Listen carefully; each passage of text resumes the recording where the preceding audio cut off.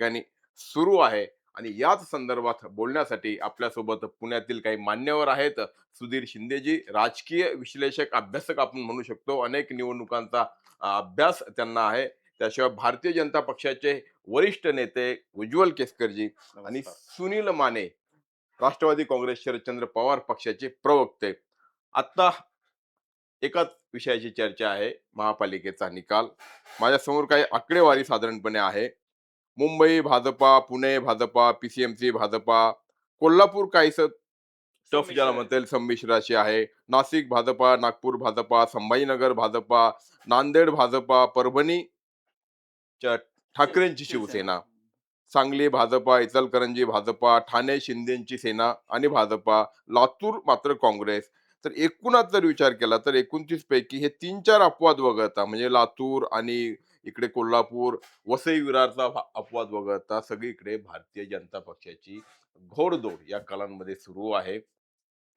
अपेक्षित हे चित्र होतं का? मला सांगा. म्हणजे कालचा ठीक आहे, एक्झिट पोलनी एका बाजूला जवळ-जवळ निवडणुकी भारतीय जनता पक्षाला दिलेली होती. सुधीरजी, तुम्ही सांगा सुरुवातीला, की साधारणपणे हेच अपेक्षित होतं का? त्या अपेक्षेनुसार हे निकाल येत आहेत का? मला पुण्यातलं तर डेफिनेटली अपेक्षित होतं. म्हणजे बरं. 80 मी परवा एका ठिकाणी बोलताना 80 मिनिमम बेस धरला होता, मिनिमम. हं, हं. आणि मायक्रो मार्जिन्समुळे म्हटलं की 88 ते 92 पर्यंत पुण्यामध्ये भारतीय जनता पक्षाचे उमेदवार निश्चित विजयी होतील. हे बरं, मतदानाच्या आदल्या दिवशी आम्ही केसकर साहेब आम्ही एका ठिकाणी एकत्र होतो त्यावेळेला ठामपणे सांगितलेलं होतं. बरं. त्यांना त्यांचा आकडा जास्ती जवळचा होता. म्हणजे तो जो परवा सांगितला त्याने तोही कदाचित ह्या स्पीडने ओलांडला जाईल. हं, हं. पण मुख्य आम्ही ग्राउंड रियालिटी जे म्हणतो, की प्रत्येक प्रभागात जाऊन पाहिलेले होते किंवा उमेदवारांचं सिलेक्शन हं. थोडीशा नाराजीनंतर पुन्हा ज्यांना उमेदवारी नाकारली होती ते सगळ्या पूर्ण शक्तीनिशी उतरलेले हं, हं. आणि चांगली टीम विरुद्ध विस्कळीत टीम. बरं.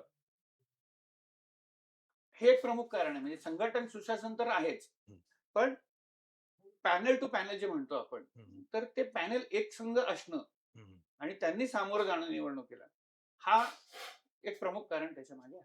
म्हणजे निवडणूक व्यवस्थापनाच्या बाबतीत भारतीय जनता पक्ष अतिशय आघाडीवरचा होता आणि निवडणूक डिक्लेअर व्हायच्या आधीपासून साहेब त्यांचं व्यवस्थापन तयार असतं. हा मुद्दा बरं. आहे. ओके. आणि बाकी आपल्याला पाहतोच आपण, की काय-काय गोंधळ असतात ते. बरं. पण अलीकडे म्हणजे आपण पाहिलं की पुणे पिंपरी चिंचवडमध्ये विशेष करून जी परिस्थिती निर्माण झाली होती त्यात दोन्ही राष्ट्रवादी काँग्रेस या एकत्र आल्या होत्या आणि त्यामुळे कुठेतरी ही निवडणूक अटीतटीची होते की काय. अजित पवारांनी रंगत आणली, रंगत नाही तर चुरस आणली, अशा पद्धतीचं वातावरण होतं. आणि ते वातावरण निकालातून दिसेल असं वाटत होतं, पण ते आता चुकीचं ठरतंय, काहीतरी वेगळं ठरतंय किंवा सुनील. नाही आता अजून निकाल सगळे हातात यायचेत. हम्म, हा कल दिसतोय, काही जाहीर व्हायला सुरुवात झाली. प्रभाग 8, आपला 25 यांचे तर काउंटिंगमध्ये काही इश्यूज आहेत. हम्म, अशा अनेक ठिकाणचे इश्यूज आहेत. मला जे दिसतंय बाय एंड लार्ज, हम्म. भाजप दोन्ही शहरांमध्ये सत्तेत होते. आता आपण पुणे आणि पिंपरी हो. चिंचवडची चर्चा करू तर. आत्ताचं भाजपचं जर चित्र आहे, म्हणजे आपल्या शिंदे साहेबांनी सांगितलं किंवा उज्ज्वलजींनी सांगितलं, ते आकडे जर समजा 90 हम्म, भाजप जरी असेल, हम्म, बाय एंड लार्ज हम्म. 90चा जरी भाजपने आकडा गाठला पुण्यात, तरी तो भाजपचा लॉस आहे, हे पहिलं लक्षात घ्या. बर. कारण मागच्या निवडणुकीत भाजप बाकीचे लोक घेऊन 100च्या संख्येत व्यवस्थित आली होती. बर. हे चित्र का तयार झालंय? कारण दोन्ही राष्ट्रवादी असेल किंवा बाकीच्या सगळ्या व्यवस्था कशा प्रचारात जी काही रंगत भरायची होती, लोक हे करायचे होते. भाजपतून बाहेर आलेल्या लोकांना जी तिकीटं आमच्या पक्षांनी दिली. हम्म, कारण तयार असलेले उमेदवार होते ना. काय हम्म, होतं आता जसं शिंदे साहेबांनी सांगितलं, पॅनल टू पॅनल चालायचं असेल तर सक्षम उमेदवार त्या पॅनलमध्ये पाहिजे. ही पॅनलची पद्धत आहे. हम्म, सिंगल वॉर्ड असतं तर कोणी माणूस आपल्या पद्धतीने ओढून नेतो. हम्म. तर चांगले सक्षम उमेदवार पाहण्यासाठी आपल्या सगळ्यांना माहिती आहे, की शेवटच्या दिवसापर्यंत कुठला उमेदवार कुठल्या पक्षातनं निवडून येऊ शकतो याच्यापर्यंत सगळी चर्चा चालू होती. हे बी फॉर्मचे वाद चालू झाले होते. कारण जे तयार उमेदवार चांगले 2 नंबरचे जे हं, 1 नंबरचे असलेले त्यांना कॅन्सल केलं बीजेपीने तिकीट. हं, ते जाऊन दुसऱ्याकडे समजा लढायची इच्छा असेल, तर हे रेडीमेड त्यांची तयारी होती, जनसंपर्क होता.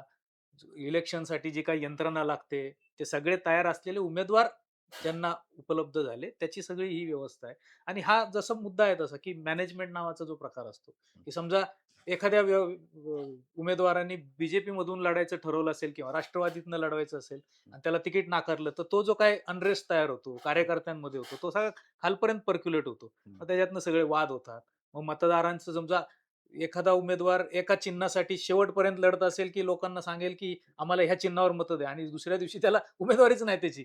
त्याची जी काही त्रेधा तिरपेट होते ना, तसला सगळा प्रकार संपूर्ण राज्यात झालाय. फक्त पुणे, पिंपरी चिंचवड नाही. त्याचं सगळं हे दिसतंय. माझं जे आकलन तुम्हाला सांगतो, की अजितदादा असतील, आम्ही जे काही एकत्र करायचं 2 शहरांमध्ये आम्ही एकत्र आहोत. पिंपरी चिंचवड आणि पुणे. अपेक्षित असं होतं, की या दोन्ही शहरात जे काही झालं होतं सगळ्या ह्याच्यात, तर प्रत्येकाला आपले कार्यकर्ते, आपली यंत्रणा सक्षम ठेवण्यासाठी, उमेदवार चांगले मिळवण्यासाठी हे काम करायचं प्रत्येक पक्षाचं काम आहे. तर चांगली लढत कशी देता येऊ शकतील ते मान्य अजितदादा असतील, पवारसाहेब असतील, सुप्रियाताई असतील. त्यांनी एक विचार करून ठरवलं, की दोन्ही शहरात आपण एकत्र येऊन काय लढत चांगली देता येईल. आणि बाय अँड लार्ज परसेप्शन तसंच झालं ते तयार. मी अनेक प्रचार सभांमध्ये होतो, अनेक ठिकाणी होतो. उत्तम विधानसभेसारखा प्रतिसाद होता. नाही असं नाही. अजितदादांना जो प्रतिसाद होता, अजितदादांनी जी शोल्डर करायची इलेक्शन करायचा प्रयत्न केला जातो, ती करायचा जो काही यशस्वी प्रयत्न केला, मुद्दे काढले, त्या मुद्द्याला प्रतिसाद बघा तुम्ही. तो सगळा व्यवस्थितच होता. शेवटी कसं असतं, वरपासून खालपर्यंत भाजपची सत्ता आहे. केंद्र सरकार, राज्य सरकार असो, प्रशासन. आपण हे सगळं पाहिलंय. शिंदेसाहेब काँग्रेसच्या काळात काँग्रेस धुवाधार बॅटिंग करणार आणि खाली कोणच माणसं नाही, अशी परिस्थिती होतीच ना. तीच परिस्थिती रिफ्लेक्ट झालेली आहे परत आता, की सगळ्या सत्तारूढ पक्षाला चिटकणारे लोक असतात. आम्हाला उमेदवारी मिळेल, निधी मिळेल, नगरसेवक म्हणून निवडून आला, की तेव्हा तो सगळा प्रवाह तसा असतो. तीच परिस्थिती आता दिसू शकते. यंत्रणा त्या दृष्टीने काम करते. सगळा हा तसाच नाही, तो पण प्रवाह आता आहे. तुम्ही जसं म्हटलं, की सत्ता येत असतात, सत्ता जात असतात आणि ज्यांच्याकडे सत्ता असते त्यांना साधारणपणे अ, अनुकूल असं वातावरण असतं. तरी देखील या अनुकूल वातावरणाच्या विरोधामध्ये कुठेतरी एक आवाज उठतो आणि ज्याला आपण म्हणतो, की अजित पवारांसारखं नाव, की त्यांनी थोडीशी निवडणुकीमध्ये चुरस या ठिकाणी आणलेली होती. अ, ते कालपर्यंत जाणवत देखील होतं. पुण्या आणि पिंपरी चिंचवडच्या बाबतीत विशेष करून. तर ते का? म्हणजे जो प्रश्न मी सुनील माने यांना विचारला तोच तुम्हाला, की काय नेमकं तुमच्याकडनं विश्लेषण करता येईल उज्ज्वलजी? नाही, एक तर बेसिकली संपूर्ण महाराष्ट्रामध्ये हे यश जे मिळतंय, हं, या संपूर्ण निवडणुकीमध्ये देवेंद्र फडणवीस मुख्यमंत्री साहेब हे फक्त नागरी समस्यांवर बोलत होते हं, आणि सगळ्यात मोठ्या प्रमाणावर तो विषय अपील झाला. बाकी टीका, टिप्पणी, याचं उणं काढणं, त्याचं धुणं काढणं असं चालू होतं. पण इन्फ्रास्ट्रक्चर, कारण का शहर आता महाराष्ट्रामध्ये 48% पर्यंत आपण अर्बनायझेशनला पोहोचलोय आणि हे 29 महानगरपालिका ज्या आहेत, त्या महानगरपालिकेमध्ये देवेंद्र फडणवीस साहेबांच्या नेतृत्वाखाली भारतीय जनता पार्टी चांगली कामगिरी करेल, हा विश्वास या शहरी नेतृत्वाला वाटला आणि बाकीच्यांच्याकडे शहरी चेहरा नव्हता, असं बरं, माझं मत आहे. बरं. शहराचे प्रश्न ऍड्रेस करणारे अजितदादांनी शेवटी शेवटी खूप चांगल्या पद्धतीने केलं, परंतु अजितदादांना शहराचा नेता, शहरी नेता स्वीकारायला अ, या 29 महानगरपालिकेच्या मतदाराने थोडासा नकार दिला, असं माझं एक विश्लेषण आहे. आणि त्या त्या ठिकाणी म्हणजे 29 महानगरपालिकेमध्ये जे नेते उभे राहिले भारतीय जनता पार्टीचे, ते सक्षम होते. म्हणजे आता पुण्यामध्ये या वेळेला मुरलीधर मोहन सारखा एक तरुण जो केंद्रीय मंत्री आहे, त्यांच्या नेतृत्वाखाली ही निवडणूक लढवणं, म्हणजे भारतीय जनता पार्टीने असं सांगितलं, की पुढची 25 वर्ष आम्ही तुम्हाला विकासाचं गॅरंटी देतो. हं, म्हणजे मोदी की गॅरंटी तसं हं. ही गॅरंटी त्यांनी दिली. चंद्रकांत दादा पाटील असतील, नंतर हे सगळे जे आमदार होते भारतीय जनता पार्टीचे, ही टीम होती सगळी पुण्यामध्ये. बरं. पिंपरी चिंचवडमध्ये देखील 2 आमदार भारतीय जनता पार्टीचे आहेत. त्यामुळे आणि त्या ठिकाणी संघटनेचंही काम चांगल्या पद्धतीचं होतं. हं. त्यामुळे या 2 महानगरपालिकेमध्ये भारतीय जनता पार्टीच्या समोर राष्ट्रवादीने जरी आव्हान उभं केलं असं चित्र असलं, तरी ते मतपेटीमध्ये किती रिफ्लेक्ट होतंय हे कळायला अजून एक 2-2.5 तास जावं ओके. लागेल. हे खूप अर्ली कर्व्स आहेत. पण भारतीय जनता पार्टी, मी परवा एनडीटीव्हीच्या कार्यक्रमामध्ये म्हणलो, की आम्ही सेंच्युरी करणार. हो. हे 100% माझं आजही आत्ताही प्रामाणिक मत आहे. पण याला पिंपरी चिंचवडला अजितदादाही चांगली फाईट करतील, कारण का त्यांनी त्या ठिकाणी सत्ता राबवली आहे. त्यांनी केलेले प्रोजेक्ट आजही लोक अप्रिशिएट करतात. त्यामुळे तिकडचा आता माझ्याकडे कल नाहीये. पण अजित पवार त्या ठिकाणी भारतीय जनता पार्टी 1 नंबर, 2 नंबर अजित पवार असं त्या ठिकाणी चित्र येऊ शकतं. पुण्यामध्ये पण अशा थोड्याफार फरकाने असंच होणार आहे, की भारतीय जनता पार्टी खूप पुढे असेल, पण 2 नंबर अजितदादा असतील. पण आता तीच स्थिती पिंपरी चिंचवडच्या बाबतीतही म्हणजे की भाजप सुरुवातीला म्हणजे ज्यावेळी कल यायला सुरुवात झाली त्यावेळी की दोघांमध्ये काहीतरी अटीतटीची किंवा दोघांच्या जागा सारख्या असं साधारणपणे चित्र होतं. ते बदलत गेलं आणि अजित पवारांचा पक्ष किंवा अजित पवार हे खूप मागे पडत गेले. हे साधारणपणे पिंपरीतलं चित्र आहे. म्हणजे मला असं वाटतं, की म्हणजे हे निकाल पाहता, हो. की हे परसेप्शन फक्त मीडियापुरतच होतं. बरं. ऑर्गनायझेशन मी पुन्हा एकदा संघटन किंवा संघटना ह्या गोष्टीला सर्वाधिक महत्त्व देतो. कारण मी संघटनेतच काम केलंय आणि भारतीय जनता पक्षाची संघटना बिल्ड कशी झाल्यानंतर ती मेंटेन कशी केली जाते, कन्सिस्टन्सी हा एक पॉइंट आहे. बरं. दादा मुख्यमंत्री सॉरी उपमुख्यमंत्री आहेत, पुण्याचे पालकमंत्री आहेत, त्यांना मीडियामध्ये तेवढं कव्हरेज मिळणारच होतं. दादांचे भाषणं चांगली झाली. दादा दादा ॲज अ फिगर पॉप्युलर आहेतच. त्यांच्या कार्यक्षमतेमुळे, त्यांच्या स्पष्ट वक्तेपणामुळे, नो डाऊट. परंतु त्याचं रिफ्लेक्शन खालपर्यंत पर्कोलेट नाही झालं. जसं मानेजी म्हणाले, की दादांचे स्किल्स सगळे खालपर्यंत पर्कोलेट नाही झाले कार्यकर्त्यांना किंवा मतदारांपर्यंत. आणि मतदारांनी अजून एक गोष्ट मार्क केली असेल, की दादांना दिलं ॲज गुड ॲज बीजेपीला दिल्यासारखं जे सरकारमध्ये ते एकत्रच आहेत. बरं. दादांनी एकाही कुठल्याही सभेत मुख्यमंत्र्यांवर टीका नाही केली. मुख्यमंत्र्यांनी दादांवर दादा काही बोलल्यानंतर 1-2 स्टेटमेंट केले, ते पण सॉफ्ट होते. दादांनी केंद्र सरकारमधनं निधी आला, मी पुण्याचं सांगतो दादांचं वाक्य. केंद्र सरकारने निधी दिला, राज्य सरकारने पण निधी दिला. पण पुण्यातल्या काही स्थानिक लोकांनी त्या नीट युटिलाइज केला नाही असं दादा म्हणाले होते. म्हणजे सरकार चांगलं आहे. मग सरकार कोणाचं आहे? तर भारतीय जनता पक्षाचं आहे. म्हणून लोकांनी आणि अजून एक मुद्दा जो दादांनी केला होता, उपस्थित केला होता, की मेट्रो फ्री करणार मी महिलांसाठी. पुणे आणि पिंपरी चिंचवड मेट्रो महत्वाचा विषय आहेच, हे पुन्हा एकदा ह्याच्यातनं सिद्ध झालं. मेट्रोमुळे तुम्ही मेट्रोच्या उभ्या आणि आडव्या लाईन्सवर पहा, तिथे सगळे सीट भाजपचे निवडून येतात. कारण मेट्रोचं इम्पॉर्टन्स तरुणांना टाइम सेव्हिंग, मनी सेव्हिंग हेक्टिक. मी स्वतः स्वारगेटवरून 30 रुपयात फुगेवाडीला जातो आणि परत येतो. ज्याच्यासाठी मला जायला 1.5 तास लागतो आणि यायला 1.5 तास लागतो. तर मी 30 मिनिटं आणि 30 रुपयांमध्ये जातो. 30 मिनिटात येतो. आणि स्वच्छ मेंटेन केलेले मेट्रोमुळे देखील भारतीय जनता पक्षाच्या टक्केवारीमध्ये भरघोस वाढ झालेली आहे. तरुण मोठ्या प्रमाणावर पीसीएमसी मधनं इथं जो प्रवास करतात, विद्यार्थी असतील, अभ्यास करायला येणारे विद्यार्थी असतील आणि कामाला जाणारे लोक सुद्धा.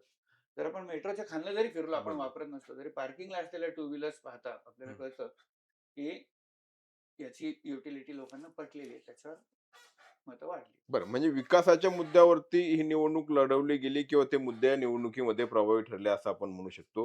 मात्र त्याच वेळी जे भ्रष्टाचाराचे आरोप अजित पवारांकडून किंवा एकमेकांवरती दोन्ही पार्ट्यांकडून पक्षांकडून करण्यात आले होते, नेत्यांकडून करण्यात आले होते. तर भ्रष्टाचार हा मुद्दा या निवडणुकीमध्ये फारसा मतदारांनी गांभीर्याने घेतला नाही असं म्हणता येईल का? आता रिझल्ट पूर्ण दिसल्यावर त्याचे खरं योग्य विश्लेषण मला असं वाटतं, की आता हे काही ट्रेंड्स आणि काही रिझल्ट्स यायला लागले. सगळा रिझल्ट यायला मला असं वाटतं, की आता उज्ज्वलजी म्हटले तसे 2 तास तरी किमान आपल्याला वाट पाहायला लागेल.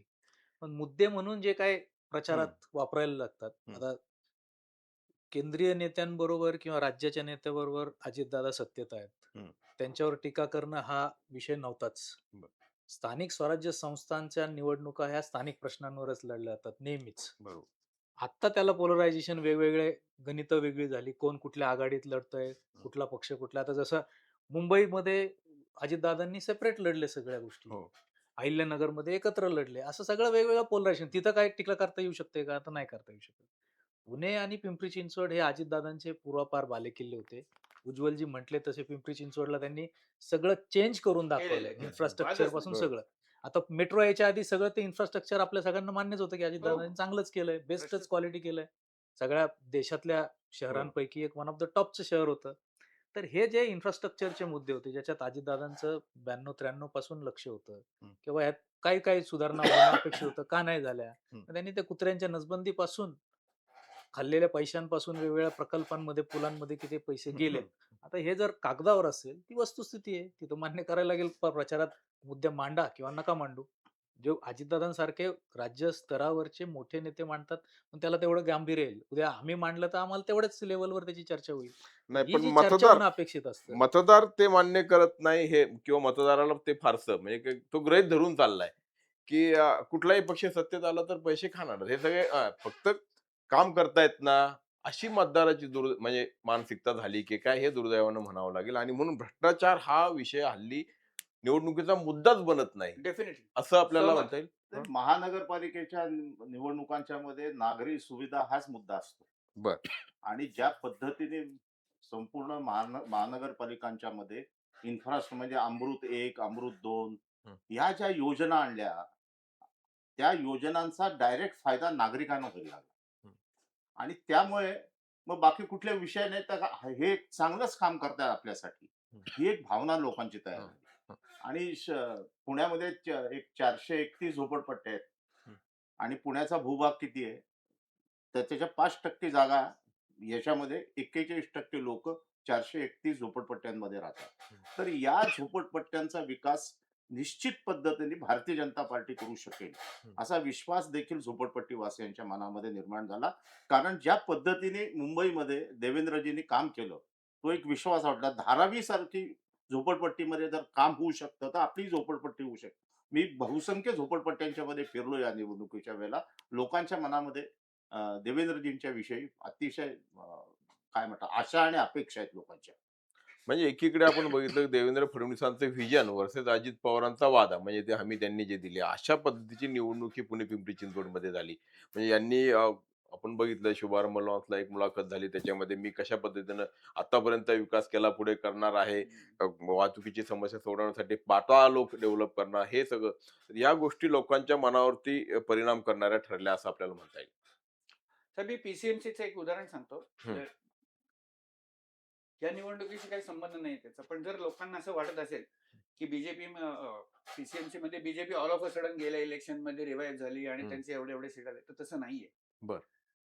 ज्या वेळेला जुन्या लोकसभा मतदारसंघांची रचना होती, त्यावेळेला तो जो मतदारसंघ होता, हवेली मतदारसंघ, तो बारामतीला जोडलेला होता. माननीय पवार साहेबांनी ज्या वेळेला निवडणूक लढवलेली होती, त्यांच्या विरुद्ध लोखंडेताई प्रतिभाताई ज्या लोकसभेच्या उमेदवार होत्या, त्यांना देखील त्यावेळेला पीसीएमसी मधनं लीड मिळालेलं. अजितदादांनी लोकसभा ज्या वेळेला लढवली होती, त्यावेळेला देखील अजितदादांच्या विरुद्ध उमेदवारांना पीसीएमसी मधनं लीड मिळालेलं आहे. म्हणजे BJP all of a sudden तिथं आली असं नाहीये. संघटन होतं, छोट्या प्रमाणावर होतं. मग आपण पाहतोच ना की ते हाऊ दे बिल्ड लाईक, ते किती वाढवतात, किती व्यवस्थितरित्या वाढवतात. आणि नंतर मग everything is fair in war आपण जसं म्हणतो, तसं मग 2014 साली भारतीय जनता पक्षाचे मुख्यमंत्री झाले. सत्ता आल्यानंतर प्रमुख प्रमुख लोक त्यांनी इकडे घेतली. जे राष्ट्रवादीच्या तिकीटावर त्याच्यापूर्वी निवडून येत होती, काँग्रेसच्या तिकीटावर निवडून येत होती, ती त्यांनी इकडे घेतली, त्यांची मेजॉरिटी आली आणि मग ती मेंटेन केली. त्यामुळे भारतीय जनता पक्षाचं किंवा ह्याचं जनसंघ आपण मूळ म्हणू, डॉक्टर श्रीधर घारे वगैरे ही मंडळी, श्री घारे ते अनेक वर्ष नगराध्यक्ष होते, तर ते अशा विचारांचे लोक होतेच. म्हणजे बरोबर.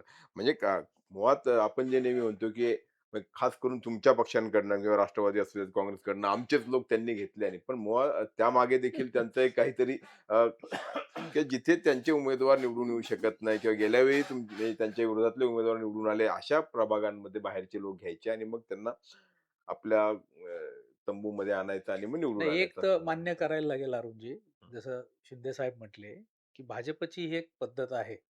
ती तुम्हाला मान्य करायलाच लागेल, की ते इन्क्लुजन नावाचा जो प्रकार आहे, की नेते महत्वाचे कोण-कोण आहेत, ते सगळ्या मार्गाने आपल्याकडे येतील का? त्यांची शक्ती, जनशक्ती, धनशक्ती, संस्था या सगळ्या आपल्यात सामील होतील का? हे आता पिंपरी चिंचवडचं उदाहरण घेतोय म्हणून आपण. लक्ष्मण जगताप राष्ट्रवादीत, काँग्रेसमध्ये पवार साहेबांबरोबर, अजितदादांबरोबर कायम काम करणार. आता महेश लांडगे, जोरात नाव आहे बीजेपीचं, राष्ट्रवादीत काम केलेलं, स्टँडिंग कमिटी चेअरमन असलेलं, त्यांच्या प्रभावाने सगळे ते जे काय उमेदवार आहेत, बाकी सगळी सत्ता आहे, यंत्रणा आहे, हे सगळे तशी मूळची भाजपची नाही. ही आहे राष्ट्रवादीची आणि काँग्रेस विचाराची लोकांची.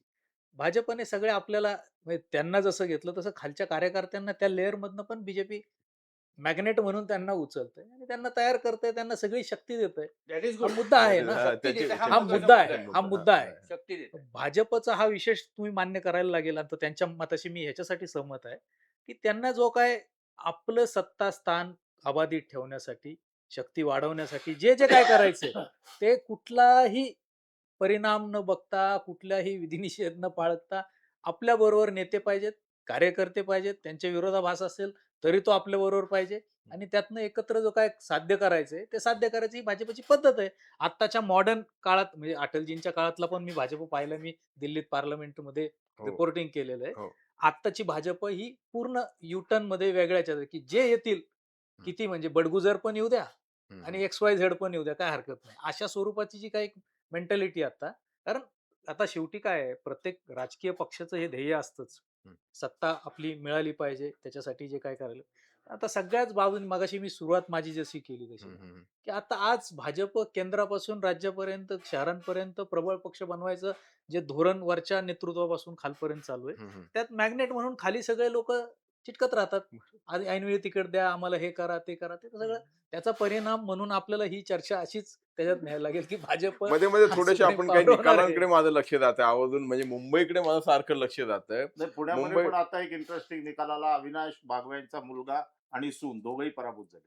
म्हणजे रमेश बागवे, रमेश रमे बागवे. रम हो, रमेश हां, बागवे म्हणजे आणि सुन. वर्षानुवर्षे ज्यांनी त्या प्रभागामध्ये किंवा ज्या दिसतंय बघा. मतदारसंघामध्ये प्रतिनिधित्व केलं, तर त्या दोघांचा पराभव झाला. म्हणजे काँग्रेसचे 2 इंटरेस्टिंग आहे, उमेदवार. पण आता हां, हां. उज्ज्वलजींनी तो विषय केला म्हणून हां. म्हणजे आता ते काय दिवशी शेवटी हां. कोणी त्याला मग काय म्हणतात राजकीय वारसदारांचंच पुढचं हे केलं. हां. पण जसं उज्ज्वलजींनी सांगितलं तसं हं. म्हणजे नाशिकमध्ये पण हिरेंचे घरातला माणूस पराभूत झाला. हो. आमचे मित्र आकाश फुंडकर त्यांचा भाऊ पराभूत झाला. बरं. म्हणजे भाजपचे मोठे आमदार आहेत श्रीकांत भारतीय, त्यांचा भाऊ पराभूत झाला. हो. आणि इवन अरुणजी देवेंद्रजींचा भाऊही पराभूत झाला. बरं. कोण? करोत्री मामे भाऊ अमरावती. अमरावतीमध्ये. त्यामुळं हां. नाही. लोकांचं हे दिसतंय असं ट्रेंड. काही ठिकाणी समजा आता आता हे बाय अँड लार्ज आपण उज्ज्वलजींचं मान्य केलं, की देवेंद्रजींचा प्रभाव एवढा मोठा, एवढं प्रचंड सांगितलं गेलं शहरांमध्ये चांगले सीट त्याच्यामुळे आले. पण हे घरातली पण लोक पडलीत ना, हा पण मुद्दा बघायला लागेल. चर्चा तर म्हणजे प्रत्येक मुद्द्यावर बघायला लागेल ते. नाही म्हणजे आणि स्थानिक हिऱ्यांच्या घरातला माणूस का पडतो? आकाश फुंडकरांच्या घरातली हं. बाई नगराध्यक्ष झाली आई, बरोबर. पण आता भाऊच पडला. हे सगळ्या गोष्टी महत्वाच्या आहेत. जसं आता हं, हं. अविनाश बागवे यांच्या निमित्ताने आपण हा मुद्दा महत्वाचा आहे मला वाटतं. बरोबर. हे पराभव हा तर कोणालाही टळलेला नाही. म्हणजे आपण हो. नेहमी पराभवाचा विषय निघाल्यावर आपण म्हणतो की अटलजी पडले होते, इंदिराजी पडले होते. बरोबर. ह्या निवडणुकीचं मी उदाहरण म्हणून सांगतो. ज्यावेळेला आम्ही सर्वे करतो किंवा लोकांशी बोलतो, हो. इतकी वेगवेगळी कारणं लोक देतात मत देण्याची किंवा मत न देण्याची सुद्धा. हो. विनोद म्हणून ऐकणार असेल तर नक्की सांग. हो. एका उमेदवार माझा मित्र बरं. आणि मी ला उमेदवाराला मत नाही देणार आहे. म्हणलं का? तो माझ्या वडिलांच्या 10व्याला उशिरा आला. बरं. म्हणलं म्हणून तू ब ला देणार आहेस का? ब आला होता का? नाही, ब पुण्यातच नव्हता म्हणून तो आला नाही, पण म्हणून मी अला म्हणतो. व्हॉट इज दिस? हा मुद्दा होऊ शकतो मताचा? हे 100% सत्य आहे. असे अनेक वेगवेगळे मुद्दे आहेत. बरं. असे अनेक वेगवेगळे मुद्दे आहेत. हे बरं. खरं म्हणजे ऑफ द रेकॉर्ड चर्चा करण्यासारखे मुद्दे आहेत, गप्पा मारण्यासारखे नाही. मुद्दे, जे विनोद आहेत. पण हे मुद्दे कधीही नव्हते. आपण जे म्हणतो ना, की हो. स्थानिक प्रश्नांवर निवडणूक व्हायला पाहिजे. हं. हा काही प्रश्न नाहीये. हं. परंतु लोक व्यक्त व्हायला लागले ना, तर मला 22 मुद्दे मिळालेत. अजून 50 मुद्दे मिळतील. मी ह्याला मत का देणार किंवा ह्याला मत का नाही देणार याचं. बरोबर. त्याचं म्हणजे त्याचंच उदाहरण माझ्याकडे पण एक आहे, की एक नगरसेवक पदासाठी उभा असलेला उमेदवार त्याचा मित्र एक चहाच्या गाडीवरती भेटला आणि त्यांना स्पष्टपणे सांगितलं, की मी काय तुला मतदान नाही केलं राजा. म्हणलं काय ठीक आहे बाबा, तू म्हणजे लोकशाहीमध्ये कोणी पण कुणालाही मतदान करू शकतो, हरकत नाही. पण तरी धन्यवाद, तू मनापासून सांगितलं, खरं सांगितलं. पण काय रे, का तू मला मतदान केलं नाही? तर तो म्हटलं, की "अरे तू काही नगरसेवक पातळीवरचा उमेदवार नाहीस. तू तर आमदार व्हायला पाहिजे म्हणे." पण ते कारण काय? कारण तू राहतो तसं म्हणजे तुझं कडक राहतो, खादी घालतो, जॅकेट घालतो. 12 जानेवारीच्या कार्यक्रमामध्ये बघितलं तू कशा पद्धतीने वावरत होतास. त्यामुळे मग तू तू नगरसेवक नकोच म्हणलं. तू आमदार व्हायला पाहिजे. त्यामुळे तुला मतदान केलं नाही. म्हणजे बघा, मग तसं पाहिलं तर तो उमेदवार कामाचा होता. म्हणजे तो चांगला, त्याचा परिचय सगळीकडे चांगला, त्याचा संपर्क चांगला, लोकांना उपयोगी पडणारा. पण लोक कशा पद्धतीने, तुम्ही जसं म्हटलं, की 10व्याला आला नाही, तू जॅकेट घालतो का? तर याचाही विचार काही. नाही, होतो. मला वाटतं हे हां. माध्यमातनं तयार झालेलं परसेप्शन आहे आणि ते हां. भयानक आहे असं मला वाटतं. मी उदाहरण देतो. हं. एखादा समजा झोपडपट्टीत राहणारा माणूस, त्यांनी कष्टाने चांगलं काही केलं, चांगले कपडे घातले. त्यांनी काय अपेक्षित असं आहे, की झोपडपट्टीत सुरुवातीला राहत होता तसंच त्यांनी हो. घालावं, असं अपेक्षित असं नाहीये ना. अपेक्षित. हेच आहे. मी आता तुम्हाला उदाहरण देतो दिल्लीतलं. हो. लालू प्रसाद यादवांचं म्हणजे ज्यावेळेस हं. युपीएचं सरकार होतं. यादवांचा एक मंत्री तो बिहारमधल्या एका खेडेगावाचा प्रतिनिधी म्हणून खासदार म्हणून आला निवडून, मंत्री बरं. झाला सगळं. हं. तर तो काय हे परसेप्शन असं राहू नये म्हणून मतदारसंघात जाताना हं. चक्क माठात त्याचे कपडे जुने तो बरं. गुंडाळून ठेवायचा. दिल्लीत अतिशय कडक राहायचा. हो. अतिशय चांगले मी तुम्हाला फोटो बरं. दाखवेल नंतर. जॅकेट, चांगले कपडे, खादीचे इस्त्री केलेले आणि मतदारसंघात गेला, की ते माठातले कपडे मळके, असं इस्त्री नसलेले हं. ते घालायचं आणि लोकांमध्ये जायचं. ही लोकांमध्ये थोडी फसवणूक आहे. नाही, लो- परसेप्शन ज्याच्यात नाही. तयार होतं ना, किंवा तुम्हाला आता शक्य आहे. नाही, नाही, एक कसं- तर सन्मानगार कसं आहे आहे. की उमेदवार आपल्यातला वाटला पाहिजे असं एक साधारणपणे लोकांनाही वाटतं की कसं आहे की नाही, हा. आता शिंदे साहेबांनी एक किस्सा सांगितला, तुम्ही एक सांगितला. हं. असे खूप किस्से आहेत. बरं. पण जेव्हा मतदार मतदानाला जातो हं. त्यावेळेला तो स्वतः, कारण ही निवडणूक देशाचं राज्याचं भवितव्य ठरवणारी निवडणूक नव्हती, तर ही स्वतःचं भवितव्य ठरवणारी निवडणूक. इंडिव्हिज्युअल. बरोबर Individual. बरोबर. त्यामुळे त्यांनी विचार केला, 100% विचार केला हं. की हे सगळं ठीक आहे, हं. परंतु मला नीट जीवन कोण देऊ शकेल हम्म. त्यालाच मी मतदान करणार. हा नक्की ट्रेंड या इलेक्शन मध्ये सर्व ठिकाणी झाला. इझिली ऍक्सेसेबल कोण आहेत, हं. कारण का शेवटी आमदारांच्याकडे आणि खासदारांच्याकडे आपली फार कामं नसतात. हो. कामं असतात ती आपली लोकल नगरसेवकाकडे असतात. बरं त्याला त्यामुळे काहीतरी तो इझिली अवेलेबल आहे का, ऍक्सेसेबल आहे का, काम काम करण्याची त्याची इच्छा आहे का, त्याची कपॅसिटी आहे का, याही फॅक्टरचा विचार होतो. तो व्यक्त होत नाही, पण तो रिफ्लेक्ट कुठं होतो, तर मतदानात होतो. नाही, पण याच्यामध्ये दोन प्रकार आहेत बघा. म्हणजे आता पुणे आणि पिंपरी चिंचवडचा जर विचार केला तर जो उपनगरांचा किंवा नव्याने विकसित झालेला भाग आहे. तर तिथे जो मतदार आहे तो सुशिक्षित आहे, कुणीतरी बाहेरून आलेला आहे, नोकरदार आहे आणि त्यांनी मतदान करताना काय बघितलं त्याला तो हा विचार करत नाही की मला कोण इझिली ऍक्सेसिबल आहे. म्हणजे हे मला जाणवलेलं उदाहरण आहे. त्याला या काय मुद्द्यावर तो मी बोलणार फक्त आहे जरा. तो काय विचार करतो की म्हणजे आता माझ्या घरासमोर राहणारी एक महिला त्या प्राध्यापिका आहेत. सकाळी सकाळी जाऊन मतदान करून आले आणि सांगून आले की मी कमळाला मतदान करणार. कोण उमेदवार? उमेदवार माहिती नाही. कमाल उमेदवार. कमळ उमेदवार. म्हणजे तुम्ही जे म्हणता ना की त्याला माहिती आहे की त्याला कुठला दाखला काढायचा असेल तर एजंट अवेलेबल आहे. त्याला हॉस्पिटलमध्ये जायचं असेल तर सरकारी हॉस्पिटलमध्ये जायची गरज नाही. त्याच्याकडे इन्शुरन्स आहे. तो मोठ्या हॉस्पिटलमध्ये, प्रायव्हेट हॉस्पिटलमध्ये जातो. त्यामुळे त्याचा काही स्मशान पास तयार करायचा असेल तर कोणीतरी त्याची व्यवस्था करून देतं. त्यामुळे त्याला त्याच्याशी घेणं देणं नाही. त्याला कशाशी पडलंय? तुमची मेट्रो धावताना दिसते का? तुमच्याकडनं काय रस्त्यात ट्रॅफिक जाम होतोय का? तर याच्याशी.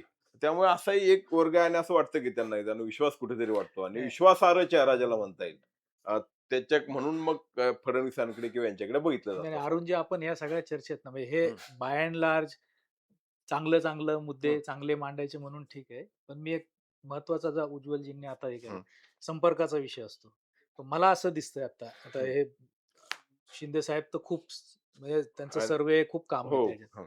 मला असं वाटतं आता लोकांना नगरसेवकही किती जवळ करतात आणि लोकही किती जातात हा एक जरा अभ्यासाचा विषय आहे. नाही, बरं. भरपूर. तो एवढ्यासाठी नाही तर सांगतो ना तुम्हाला. हं. अनेक आता ही निवडणूक अतिशय वेगळी आहे. एक तर 9-9, 8-8 वर्षानंतर काही ठिकाणी तर कोल्हापूर, नवी मुंबई, आणि औरंगाबाद, संभाजीनगरच्या हो. सारख्या 12-12 12 वर्ष वर्ष, झाली. 12 वर्ष. हो ना. हे काय आहे? हे सगळं पॅटर्न बदललेलं आहे. हो. आपण सांगितलं की 73-74 घटना दुरुस्ती तर खाली सक्षम करायचं. कशासाठी करायचं? लोकसभा, विधानसभा सारखं पॅटर्न तुमचं राज्य तुम्ही चालवा. त्याच्यात काही इन्फ्रास्ट्रक्चरचे विषय नाहीयेत. हं. त्याच्यात विषय आहेत की पर्यावरण आपण का वाईट करतोय? कायदा सुव्यवस्थेचे इश्यू का वाईट करतोय? ड्रग्सचे इथं प्रॉब्लेम काय येत आहेत? हे पण जसं लोकसभेत पॉलिसी ठरवायचंय, विधानसभेत पॉलिसी ठरवायचं, तर महापालिकेतही पॉलिसी ठरवायची आहे. हं. फक्त गटर तुंबलंय का आणि त्यांनी मैतीचा पास द्यावा का? हा मुद्दा नाहीये माझ्या हं. दृष्टीने. उज्ज्वलजी विरोधी पक्ष नेते होते, खूप सिनियर नेते आहेत बीजेपीचे, आमचे खूप चांगले मार्गदर्शक मित्र आहेत. पण मुद्दा हा आहे की शहराची पॉलिसी काय? पर्यावरणाची पॉलिसी काय? झाडं तुटतायत तर काय करायचं? लोकांनी कचऱ्याच्या संदर्भातले इश्यू आहेत तर काय करायचं? हा मुद्दा आहे पॉलिसी. जसं दिल्लीने सगळा सत्यानाश करून घेतला, हं. तसे पुणे शहराचं, मुंबईचं, आता मुंबई पण पर्यावरणाच्या हो. दृष्टीने घातक हो. होत चालली. मला असं वाटतं की यावेळची निवडणूक ज्या मुद्द्यांवर फिरली आहे खरी, हं. एकतर हे दलबदलूपणा, हं. पक्षांनी कुणी कुणावर आघाडी करणं सगळ्या राज्यात, हा सगळा सत्यानाश झालेला विषय आहे. म्हणजे भाजपलाही ते शोभत नाही, काँग्रेसलाही जर त्यांनी केलं कोणाला असेल तर शोभत शोभत नाही, MIM केलं त्यांनाही शोभत नाही. लोक चक्रावून गेलेत, कुणालाच काही Exactly. कळत नाही. हा मुद्दा आहे, हे लक्षात हो. घ्या. फक्त इन्फ्रास्ट्रक्चर किती छान दिसतोय आणि रस्ता किती नाही, छान त्यात त्याच्यावर नाही. त्यात दुसरा तुमच्या मुद्दा राष्ट्रवादीचं नाही, पण आवर्जून दुसरा नाव घ्या. हा, काय नाही, आहे कारण नाही, काय नाही, की दुसरा मुद्दा त्या नाही, मुद्द्यावरनं ते बघा प्रसंग लोकांना आता हे सोडून बघा, गेले होते नाही बघा नाही म्हणजे. अरुणजी, विषय ज्यावेळेस असा येईल की आम्हाला मतं दिली नाही किंवा काँग्रेसला मतं दिली नाही, शिवसेनेला मतं दिली नाही, तो अनालिसिस होणारच ना. आता आपण का चर्चा करतोय, भाजपला मतं भरभरून दिली असं दिसतंय म्हणून, एवढाच विषय आहे. हो. एक आकडा जो दिसतोय त्याच्यावर, बरं. पण तो मी मुद्दा पूर्ण करतो. ह्याच्यात एक आणखी क्रुशियल हम्म. मुद्दा आहे, लक्षात घ्या. हम्म. माझे भाजपत पण सहकारी जुने मित्र आहेत, हो. काँग्रेसमध्ये पण आहेत, शिवसेनेत पण आहेत.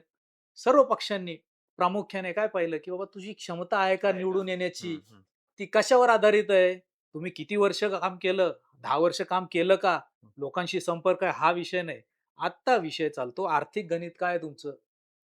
भाजपच्याही सक्षम असलेला पक्ष, जगातला सर्वात आर्थिक प्रबळ असलेला पक्षही आपल्या उमेदवारांना विचारतो, केलंच 10 वर्ष काम, पण आता निवडून यायला तुझ्याकडं आर्थिक कॅपॅसिटी आहे का? मुलं रडलीत माझ्यासमोर पण ती, की भाऊ असं विचारलं काय करू? तसंच ह्या निवडणुकीच्या काळात 10च दिवस आपल्याला कामाला मिळालेत. प्रचार हा एक पॅरलली चाललेला हो, होता. हो. पण यंत्रणा वापरण्यासाठी आता बघा भाड्याने लोक सगळ्या पक्षांच्या हो. ह्याच्यात आणायला लागली. हम्म. सगळ्या यंत्रणा आपल्याला माहिती आहे. आपण काय हो, हो. खोटं खोटं बोलण्यात काय मुद्दा नाही. ब- काय तुमच्या बूथवर बसण्यापासून, अगदी, अगदी. आतमध्ये बसण्यापासून अनेक मुलांना तर कळत नाही आपण कशाला बसलो इथे. बरं. हम्म. शिकणाऱ्या मुलांना 200 500 1000 रुपये दिले तर ते बसतात बिचारे. हम्म. नाव खोडायचंय तुझं आणि हा माणूस आला त्याला हे कर. मुद्दा हा आहे की जे पैशाचा वापर झाला. अहो मी तुम्हाला सांगतो, लोकसभेत पण जे झालं ना, 5,000 रुपये मताला, 4,000 रुपये मताला. महापालिकेत, ग्रामपंचायतीत पूर्वी ऐकत होतो. मी राज्यात अॅग्रोवन नावाच्या दैनिक बघताना अख्खं राज्य फिरलं, त्यावेळेस ग्रामपंचायतीत चालत होतं. कारण तिथं खूप मारामाऱ्या व्हायच्या.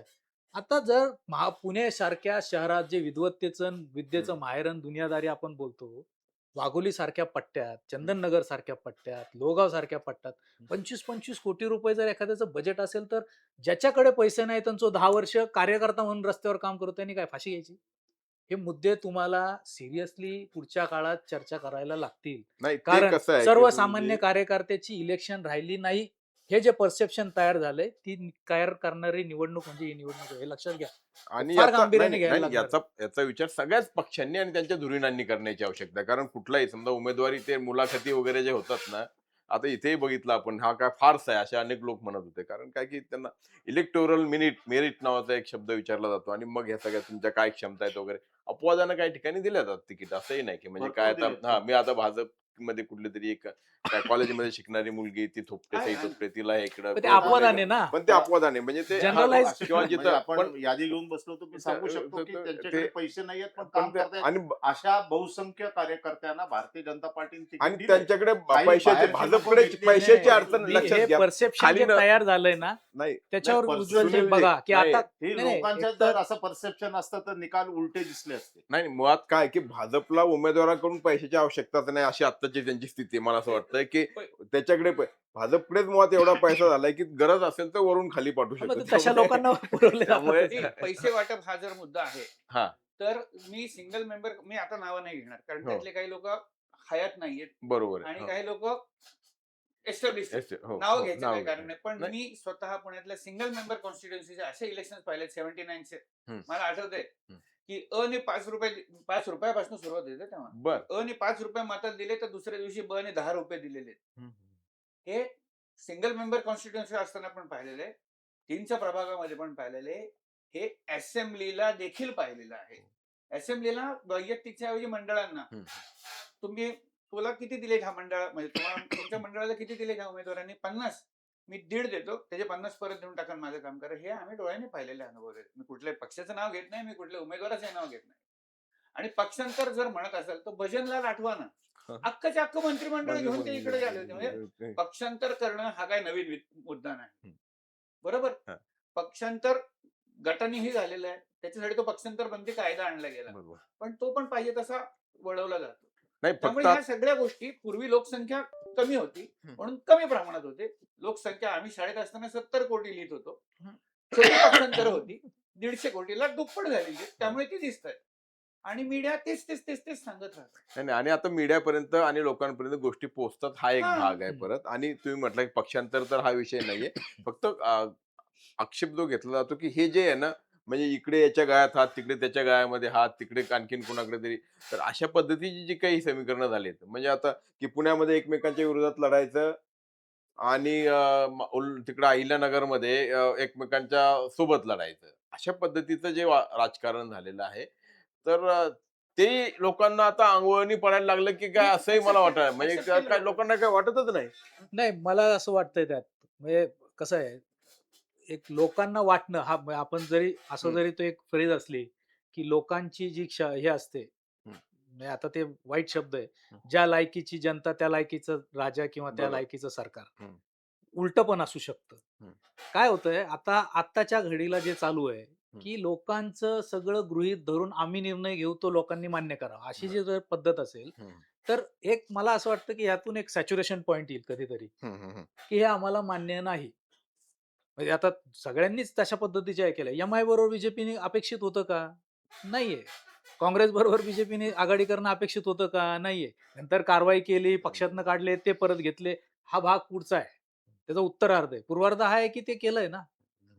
तर त्यामुळे चर्चा ह्या ज्या होतात ह्या विषयासाठी, की लोकांना आता पडलेलं नाही की विचारसरणी. लोकच विचार करत नाहीत तर नेते काय करणार आहेत? तर मग विचारसरणीनुसार काम करणं अपेक्षित आहे. जे आपल्याला पद्धतीने सांगितलंय. तर जर लार्जर पर्स्पेक्टिव्हमध्ये लोकं विचारच करणं बंद करणार असतील, हं, तर हे प्रश्न येतील. आता लोकांनी सक्षम झालं पाहिजे, सजग झालं पाहिजे. आता नाही, नाही. महिलांसाठी तसं 50% आरक्षण आपण ठेवलंय. पूर्वी महिला यायच्याच नाही लढा. आता महिला स्वतःच म्हणतात ना, मलाच तिकीट पाहिजे. मीच करणार आहे. सगळ्याच बाजू मी बघणार आहे. त्यामुळे आता जे झालंय, बदल करताय. ते तो पुढचा टेम्पो आहे. एक आता जास्त महिलांना तिकीट दिलं आपण 50% पेक्षा पुणे शहरात. हो, हो. त्यामुळे त्यामुळे हे सगळं सभागृहामध्ये बदलत राहणार महिलांची आहे. संख्या वाढणार आहे. एक एक फक्त मला सारखी नजर त्या मुंबईकडे जाते आणि आपण त्याकडे दुर्लक्ष करून चालणार नाही. कारण मुंबई इतकी प्रतिष्ठेची म्हणजे केवळ राज्याचे नाही तर देशाचं लक्ष त्याकडे लागून होतं. आणि कालपर्यंत म्हणजे जे एक्झिट पोलमध्ये दिसत होतं तेच आता प्रत्यक्षात उतरताना दिसतंय. भारतीय जनता पक्षाने सेना जवळ 130 आणि ठाकरे बंधू 71. म्हणजे ही निवडणूक ही मुंबईच्या अस्तित्वाची आहे, मराठी माणसाच्या अस्तित्वाची आहे, मुंबई कुणाची, ठाकरे ब्रँडची आहे, अस्मितेची आहे. हे सगळं जे काही बोललं जात होतं, तर त्याला देखील नाकारलं की काय? किंवा भाजपला का लोकांनी स्वीकारलंय असं तुम्हाला वाटतं एकमेव कारण नेमकी? असं आहे की मुंबईमध्ये इन्फ्रास्ट्रक्चरचे जे प्रकल्प केले हं, देवेंद्रजींच्या नेतृत्वाखाली, MMRDA केले, हं, पी आणि त्याच्या तुलनेमध्ये 25 वर्ष ज्यांच्याकडे महानगरपालिका होती, त्यांच्याकडनं काय रिझल्ट मिळाले हे लोकांनी बघितलं. तर ठीक आहे म्हणते, मराठी माणसाचं मराठी, मराठी ठीक आहे. पण आमच्यासाठी जो काम करतो त्याला आम्ही मतदान करायचं नाही का? मराठीचा मक्ता फक्त तुमचा नाही, आम्ही पण मराठीच आहोत ना. आशिष शेलार आमचा मराठीच आहे. अमित साटम मराठीच आहे. अतुल भातखळकर मराठीच आहे. त्यामुळे ते अपील फार झालं नाही. लोकांनी त्या अपीलाच्या वर असा विचार केला, की बाबा यांचं सरकार आलं तर आरक्षणासाठी 2, 2.5, 3 वर्ष मेट्रो थांबवून ठेवली. आता नको परत काही यायला. एक हाती सत्ता देऊन टाकू. हा विचार मुंबईतल्या सर्व म्हणजे मराठी लोकांनी केला, अमराठी लोकांनी केला. त्यामुळे हे रिझल्ट दिसतायत. मला हे फार आश्चर्यकारक नाहीये. नाही, कारण ती जी भावना एक महत्वाची आहे, की ठाकरे ब्रँड, ठाकरे नाव हा एक भाग आणि मुंबईत म्हणून जे अस्तित्व आहे मराठी माणसाचं, त्याच्याशी असलेली या ठाकरे ब्रँडची अटॅचमेंट. ठाकरे ब्रँड हा बाळासाहेब ठाकरेंचा जो ब्रँड आहे, तो कितीही ब्रँड जरी झाले, तरी तो पुसून काढता येणार नाही. बाळासाहेब पहिली कॉपी ही ओरिजिनल असते, नंतर झेरॉक्स असते. ती कलर काढली तरी ती म्हणजे माझा मुद्दा काय आहे, की तो ब्रँड म्हणून बाळासाहेब ठाकरेंचा ब्रँड सगळे त्यांची लिगसी सगळेच मान्य करतायत ना मुंबईकर. बाळासाहेबांची लिगसी सगळ्यांनाच मान्य आहे. पण आज माझे प्रश्न कोण सोडवू शकतं? आज माझे प्रश्न देवेंद्र फडणवीस यांच्या नेतृत्वाखालचं भाजप सोडवू शकतं. नाही, हा कारण अहो मुंबई काय मेट्रोच्या जाळ्याने त्यांनी हे केली आहे. कोस्टल रोड केला, अटल सेतू केला. हे सगळ्या गोष्टी नवीन मुंबई आता तिसरी मुंबई बसतीये. हा जो दृष्टिकोन होता विकासाचा, हा लोकांना भावला. आणि नुसता मुंबईत भावला असं नाही हां. हा ओव्हरऑल महाराष्ट्रामध्ये जे अर्बनायझेशन आहे, तिथं लोकांना भावला, की बाबा हा माणूस आपला विचार करतो. याच्या पूर्वीचं नेतृत्व जे होतं, कुठल्याही पक्षात असेल, हे ग्रामीण भागातनं आलेलं नेतृत्व होतं. त्यामुळे शहरी भागाच्या कडे दुर्लक्ष असायचं. पण त्यावेळेला व्होट बँक असायची. काँग्रेस, पंजाब त्यामुळे लोकं मतदान करायचे. आत्ताचा जो वर्ग आहे 18 ते 28 वर्षातला, ह्या 10 वर्षात तो विचार करतोय माझं फ्युचर कोणाच्या हातात सुरक्षित आहे, माझं फ्युचर कोणाकडे. देवेंद्र फडणवीसांच्या नेतृत्वाखाली भाजपकडे आहे, कारण केंद्रामध्ये मोदी आहे, तिथे आहे. आणि प्रत्येक ठिकाणी लोकल लीडर आहे ना, तोही नाही, पण सक्षम कसं आहे. आहे की मुंबई ही अदानीला दान दिली जाते. महाराष्ट्रापासून तोडण्याचा प्रयत्न सुरू आहे. गुजरातची होऊन जाईल अशा आता पद्धती. ही आता तर कारण चर्चा या आपल्या आरोपांना कारण राज ठाकरे ज्या माझ्यापेक्षा पद्धतीने सुधीर बोलले. सांगू शकेल, हां, ही चर्चा वसंतराव नाईकांच्या काळापासून सुरू होती, कारण की मुंबई प्रत्येक निवडणुकीला ही घोषणा येते. लोकांना हां, त्यातलं तथ्य कळतं की माझा मुद्दा एक आहे की एक इंग्रजी मी जस्टिफाय नाही करत आहे काही हं, गोष्टी, पण हं, अलाईन आहे त्या गोष्टी. हे हा सगळा प्रचाराचा भाग आहे माझं वैयक्तिक याचं नागरिक म्हणून मत आहे. असं पूर्वी म्हणलं जायचं everything is fair in love and war, हं. तसं आता everything is fair in love, war and politics. बरं. हे ऍड करायला काही हरकत नाही त्याच्यात. आणि दुसरं हं. जे मनाई साहेबांनी मगाशी सांगितलं की पक्षांतर किंवा घेणे, सक्षम माणसं घेणे, तर ते चार Darwin's theory, survival of the fittest. You have to survive, adopt. तुम्हाला जर राजकीय पक्ष हाताने तुम्हाला ग्रो करायचंय, तर ज्या चांगल्या गोष्टी आहेत तुमच्याकडे तर येतात ना लोक. म्हणजे असं नाही ना की बाबा कोणाला तरी नेलंय, पकडून ठेवलंय आणि नाही तू सभासद हो, नाही तर तुला कोंडूनच ठेवणार. It's from both sides. लोक येतात म्हणून घेतले जातात. बरोबर की नाही? त्यामुळे कोण कुठल्या पक्षात जातंय हा मुद्दाच नाही राहिलेला. त्यामुळे पक्षांतर वगैरे ह्या गोष्टी आता जुन्या झालेल्या बरोबर आहेत. आहे. आणि दिसणारी कामं होत आहेत. बरं. मी असं नाही म्हणणार की जीवन खूप सुसह्य झालंय. पुण्यात ट्रॅफिकचा प्रॉब्लेम आहेच. पुण्यात कधी नव्हता हा पोल्युशनचा प्रॉब्लेम व्हायला लागलाय. कधीही नव्हतं पुण्यामध्ये पोल्युशन, व्हायला लागलंय. परंतु पुन्हा मी परवा जे बोललो तेच, की कुणीतरी कधीतरी वाढत्या लोकसंख्येवर बोलावं आणि कुणीतरी त्या वाढत्या लोकसंख्येला आळा घालायचा काहीतरी प्रोग्राम डिक्लेअर करा. नाहीतर पण ते कसं मेट्रो पूर्ण विरोधाभास सुरू आहे आता सध्या. नाही, मुलं 3 करा, 4 करा असं चालू आहे. नाही, काय नाही, लोकसंख्या नाही, कमी नाही, करायची. नाही, त्या अर्थाने नाही, त्या अर्थाने नाही. कसं की एका शहरावरती किती भार हे टाकायचा म्हणजे पॉलिटिकल कसं आहे स्टेटमेंट नाही, नाहीच आहे माझं. एक विकेंद्रीकरण भारतीय नाही, नागरिक म्हणून नाही, मी नाही, नाही, बोलतोय. नाही, त्याच्यावरती पर्याय तोही एक त्याविषयी फार बोललं जात नाही. विकेंद्रीकरण होणं जे आवश्यक असतं म्हणजे आता उदाहरणार्थ की आयटी पार्क हे सगळे पुण्यातच कशाला व्हायला पाहिजे. म्हणजे एक हिंदवडीचा झाला, नंतर खराडीचा झाला, नंतर मगरपट्टामध्ये झाला. आयटी पार्क असं तर नाही ना की सॉफ्टवेअर हे जहाजाने कुठेतरी न्यायला लागतंय, असं होत नाही ना. बंदरातून त्याची वाहतूक करायला लागते. समजा तो आयटी पार्क जर संगमनेरला झाला, लातूरला झाला, तर मग हा जो बोजा बाहेरून शहरात येणारा आहे लोकसंख्येचा, तो कमी होऊ शकतो. आणि मग ही जी म्हणजे वाढीव लोकसंख्येचा भार या शहरावरती, एक तर तुमचे सोर्सेस हे मर्यादित आहेत. मर्यादित. तुम्ही 4च धरणं, आता 5वं धरण त्याच्यामध्ये ऍड केलं, काय भामा आसखेड. पण तुम्ही जर भविष्याचा विचार करायचा असेल तर याही बाबतीत विचार नाही, करणं नाही. आवश्यक आहे हा आणि तो कोणी करत हा नाही. एक म्हणजे नाही, मला नाही, सांगा ना तुम्ही. हा विचार केलेला आहे. रुबरमनच्या नाव कन्सेप्टमध्ये. हा गुजरातमध्ये यशस्वी झालेला प्रयोग आहे. हो, पण मग नाही, इथे का पण नाही? आणि आता इथे जिल्हा आता परिषदेच्या निवडणुका आहेत. हो. शहरावर लोड काय येते तर तुम्ही म्हणला त्याप्रमाणे रोजगाराच्या संधी नाही. त्या ठिकाणी इन्फ्रास्ट्रक्चर ग्रामीण भागामध्ये ग्रामीण नेत्यांनी पण उभं केलं नाही ना. जे ग्रामीण भागातनं नेते झाले मागच्या काळामध्ये, हो. त्यांनी स्वतःच्या जिल्ह्यामध्ये, स्वतःच्या तालुक्यामध्ये इन्फ्रास्ट्रक्चर जर निर्माण केलं असतं, तर ती लोक कशाला आली असती शहराकडे? ते पण ही हा- हा- जबाबदारी हा- हा मुद्दा आहे. प्रयोग- हा मुद्दा आहे. नेत्यांनी- प्रयोग फक्त आहे. आता उज्ज्वलजी युडी मध्ये जास्त त्यांचा अभ्यास आहे, प्रचंड हो. अभ्यास आहे. ते मी तुम्हाला ते एलोबरेट करायला मी मुद्दाम सांगतो. म्हणजे आता तुम्ही आयटीचा विषय घेतलाय. महाराष्ट्रातलं सगळ्यात प्रमुख आयटी पार्क आहे राजीव गांधी इन्फोटेक पार्क हिंजवडी. हिंदवडीला. बरोबर आहे. त्या जागेवर काय होतं? त्या जागेवर होता साखर कारखाना. तिथे होणार ते होता. काय तिथलं होतं? भूमिपूजन. ग्रामीण पूर्ण भाग होता. हो. मान, हिंजवडी हा जो पट्टा आहे तो पूर्ण ग्रामीण भाग, जिथं ऊस उत्पादन व्हायचं आणि साखर कारखान्यासाठी जागा. मान्य पवार साहेबांनी तिथं गेले, म्हटलं कारखाना साखर कारखान्याचा नाही, बरोबर. इथं आयटी पार्क होईल. आयटी पार्क झालं. आता तो पूर्ण शहराच्या बाहेरचा भाग आहे की नाही त्यावेळेपासून. आत्ता आलं शहरात, कारण त्याचं इन्फ्रास्ट्रक्चर तेवढं डेव्हलप झालं. आता उज्ज्वलजींचा मुद्दा जो आहे की आता आपण फक्त तिथं आयटी पार्क आहे का हो? तुम्हाला सांगायला पाहिजे. आणि हेच परत पॉलिसीच्या लेवलवर येतं. सेनापती बापट रोडवर आयटी आहे पार्क आहे. आहे. हो. मगरपट्टा सिटीत आयटी पार्क आहे. अनेक महत्वाच्या नांदेड तुम्ही- सिटीमध्ये आहे. नांदेड सिटीत आहे. Exactly. नांदेड सिटी जाऊ द्या, तुमच्या कर्वे नगरच्या पट्ट्यात त्या तिथे गल्लीत आहे. सिटी आयटी IT पार्क आहे. हो. आता त्याचा प्रॉब्लेम काय आहे? मी का म्हणतो फक्त इन्फ्रास्ट्रक्चर डेव्हलपमेंट हे महापालिकेचं काम नाही, त्याची पॉलिसी. आता उज्ज्वलजींचा मुद्दा का मी म्हटलं, त्यांना अभ्यास आहे. युडी सीपीआर आता आपण आणतोय. आपण आयटी पार्क साठी किती एफएसआय दिला? त्या एफएसआय ची बिल्डिंग तयार झाली. विचार नाही केला की 500 कार इथं येणार आहेत, त्या रस्त्याची विड्थ तेवढी पाहिजे, ती पार्किंग खाली अंडरग्राऊंड आता आपण सुरू केलंय त्यावेळी नव्हतं. हा सगळा जो इश्यू आहे हा शहराच्या शहरीकरणात करताना पॉलिसी डिसिजन, तिथला बसलेला महापौर, स्टँडिंग कमिटी, तिथं जे FSI तयार करून देणारे, तिथून ते एवढीच जाणारे, मुख्यमंत्र्यांना सांगणारे की करून द्या, हा सगळा जो मुद्दा आहे ना, शहरावर जो लोड येतो तो त्याचा लोड येतो. फक्त हिंजवडी IT पार्क नाही, नाही, नाही, नाही, मी उदाहरण सेनापती बापट सांगितलं, रोडवर. पण हो, कॉल आहे हो, तुम्ही प्लीज प्लीज प्लीज तुम्ही घ्या. नाही, मला निघावं लागेल कारण हो, मला चालेल, चालेल. कारण थोडंसं अगदी अगदी अगदी नाही, सुरू झालं हो, हो. नाही माझं हरकत नाही. नाही, एक वाट बघायला लागली, पण हरकत नाही. पण सुधीरजी, मला फक्त तुम्हाला घाई आहे, जायचंय, एक छोटंसं जाता आता म्हणजे या विषयाच्या अनुषंगाने आपण बोलतो आहोत, कशा पद्धतीने विकास हा केंद्रीकृत होत चाललाय, विकेंद्रीकरण होत नाही.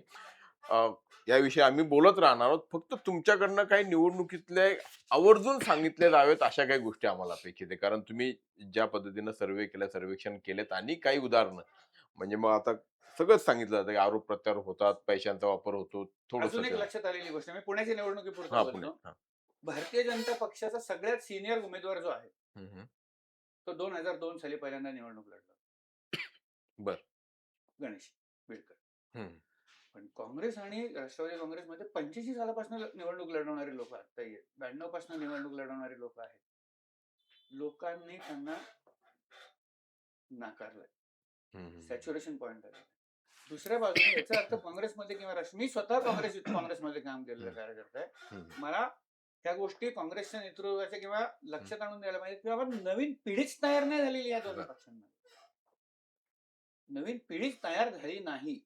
92 साली जर मी निवडणूक लढवली आहे त्यावेळेला जन्मालाही न आलेली मुलांना आता मुलं झाली आहेत. नवीन पिढी तयार व्हायला नाही, पाहिजे. शिंदे साहेबांच्या त्या मताशी मी सहमत आहे.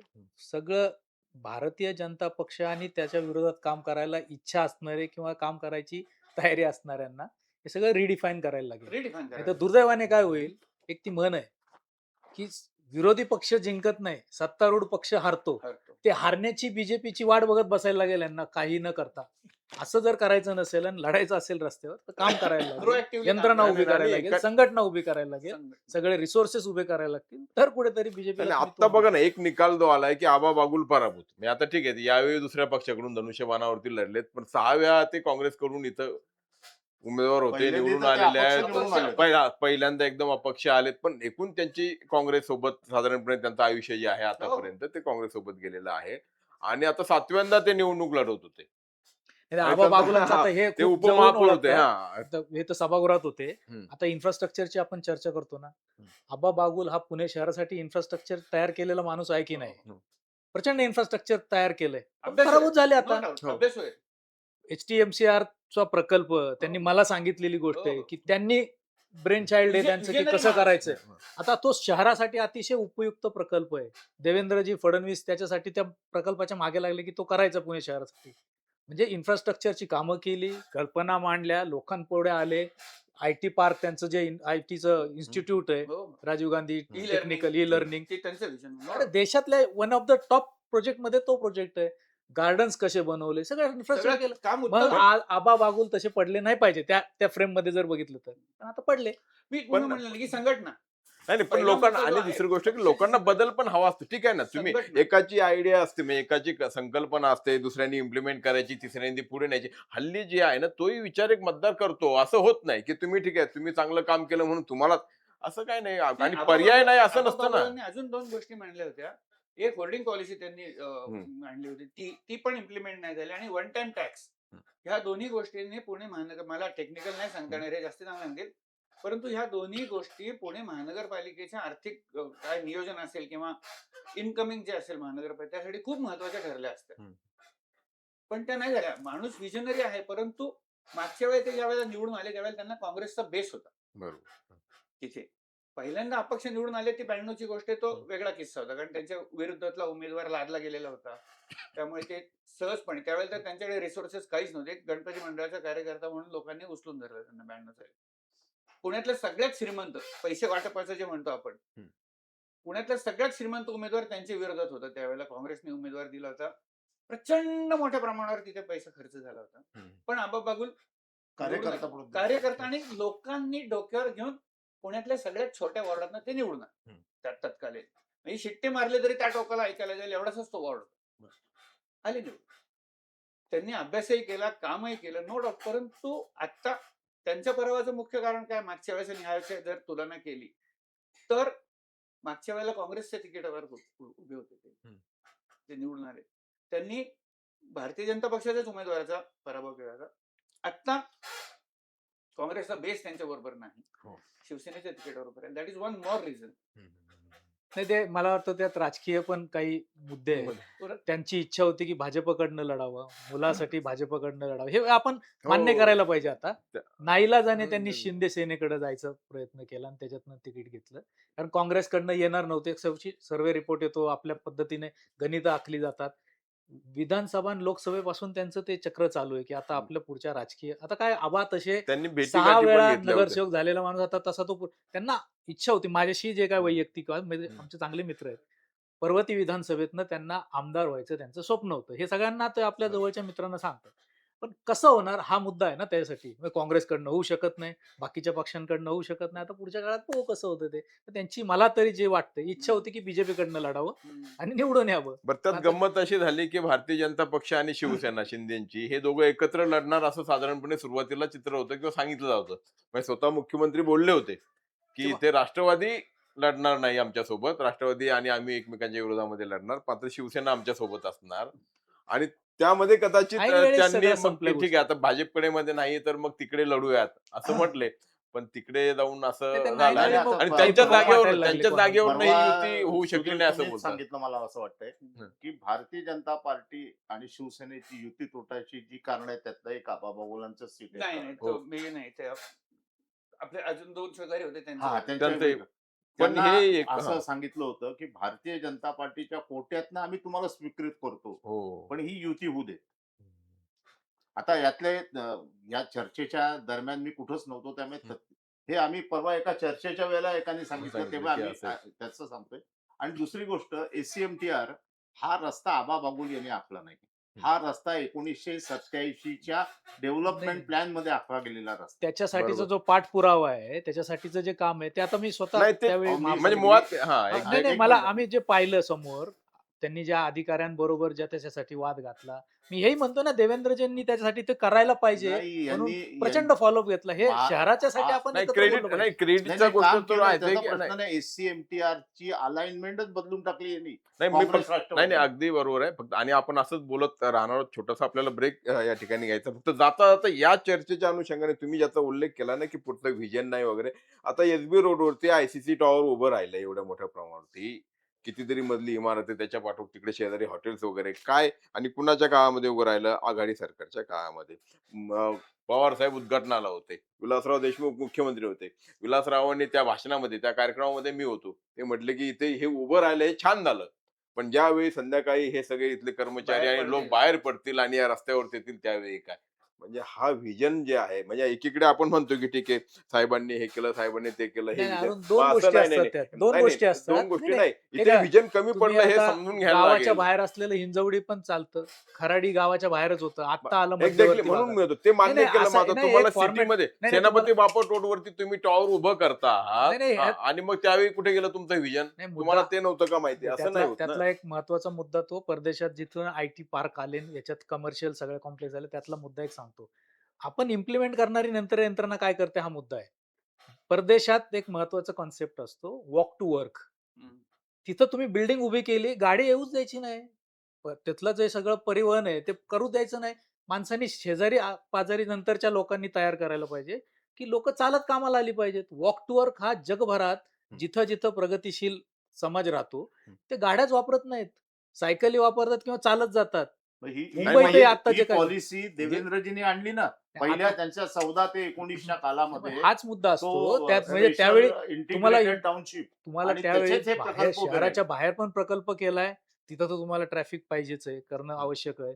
नंतरच्या काळात लोकांनी करणं अपेक्षित आहे, अधिकाऱ्यांनी करणं अपेक्षित आहे. हा मुद्दा ते म्हणत वेगळ्या होते ह्याच्यात ना. असतो. नाही पण व्हिजनच्या बाबतीमध्ये कुठेतरी गफलत होत आली, आणि त्यामुळे आज आपण जे म्हणतो, आणि राज ठाकरे जे म्हणतात की मुंबईची वाट लागायला काही वर्ष लागली, पुण्याचा वाट लागायला अगदी काही काळ पुरेसा आहे.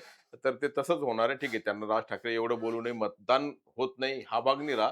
पण ते बोलतात काय खोटं बोलतात असं मला वाटत नाही. आपण ही चर्चा अशी सुरू ठेवणार आहोत. Thank you. आपण तुर्तास एक छोटीशी विश्रांती घेऊयात आणि निवडणुकीचे म्हणजे मतदानाच्या निकालाचे अपडेट्स हे क्षणाक्षणाचे हे येत राहणार आहेत. आणखी काही इंटरेस्टिंग निकाल होय. आपल्याला पाहायचे आहेत. आपण पाहत राहा टॉप न्यूज मराठी. अरे बापरे.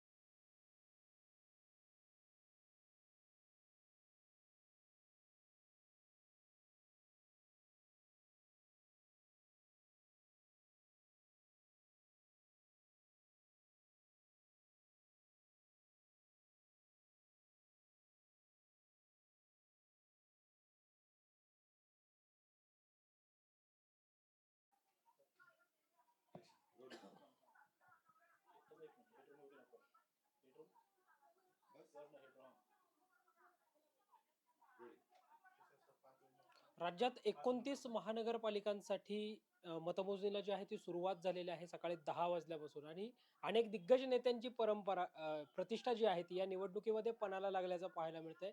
मुंबईनंतर सर्वांचंच लक्ष ज्या 2 महानगरपालिकांवर होतं, पुणे आणि पिंपरी चिंचवड महानगरपालिका. तर यामध्ये पुण्यामध्ये भाजप आत्ता विजयाच्या दिशेने वाटचाल करताना पाहायला मिळतंय. प्रभाग क्रमांक 20 मधून भाजपला मोठा विजय जो आहे तो मिळालेला आहे. खरं तर या प्रभागामध्ये 4ही उमेदवार आमचे लागतील असा विश्वास भारतीय जनता पार्टीकडनं व्यक्त करण्यात येत होता. मात्र या प्रभागामध्ये भाजपचे 3 उमेदवार जे आहेत ते विजयी झालेले आहेत. मागच्या वेळी जे पुण्याचे नगरसेवक म्हणून त्यांनी पुणे महानगरपालिकेमध्ये काम केलं ते राजेंद्र शेळीमकर असतील, तन्वी दिवेकर असतील आणि मानसी देशपांडे असतील. या तिघांचा या प्रभाग क्रमांक 20 मधून विजय जो आहे तो झालेला आहे. या प्रभागामध्ये गौरव घुले आणि महेंद्र सुंदेजा अशी देखील एक लढत होती, लक्षवेधी लढत होती. या लढतीमध्ये महेंद्र सुंदेजा यांचा पराभव करत राष्ट्रवादी काँग्रेस पक्षाचे गौरव घुले हे विजयी झाल्याचं पाहायला मिळतंय. या प्रभागामध्ये 3-1 अशी लढत जी आहे ती झाल्याचं पाहायला मिळतंय. इथे भाजपचा विजय जो आहे तो झाल्याचं पाहायला मिळतंय. यासोबतच प्रभाग क्रमांक 25 जो आहे या प्रभाग क्रमांक 25 मधून भाजपचे 4ही उमेदवार आता आघाडीवर असल्याचं चित्र जे आहे ते पाहायला मिळतंय. आतापर्यंतच्या कलांनुसार पुणेकरांनी गुंडांना स्पष्ट नाकारल्याचं देखील चित्र जे आहे ते पाहायला मिळतंय. कारण बापू नायर जो आहे त्याला तो त्या ठिकाणी पिछाडीवर असल्याचं पाहायला मिळतंय. तर कुख्यात गुंड गजा मारनेच्या पत्नी जयश्री मारने ज्या राष्ट्रवादी काँग्रेस पक्षाच्या तिकिटावर निवडणूक लढवत आहेत त्या देखील आतापर्यंत पिछाडीवर असल्याचं पाहायला मिळतंय. यासोबतच पुणेकरांची नजर ज्या दुसऱ्या प्रभागामध्ये होती किंवा मोठ्या लढतीकडे होती ती भाजपचे महेश वाबळे विरुद्ध शिवसेनेचे उल्हास उर्फ आबा बागुल, जे आबा बागुल पुण्याचे माजी उपमहापौर देखील आहेत. या प्रभागामध्ये आता महेश वाबळे हे आघाडीवर असल्याचं पाहायला मिळतंय. यासोबतच प्रभाग क्रमांक 39 जो वानवडी साळुंखे विहार आहे या प्रभागामध्ये पुण्याचे माजी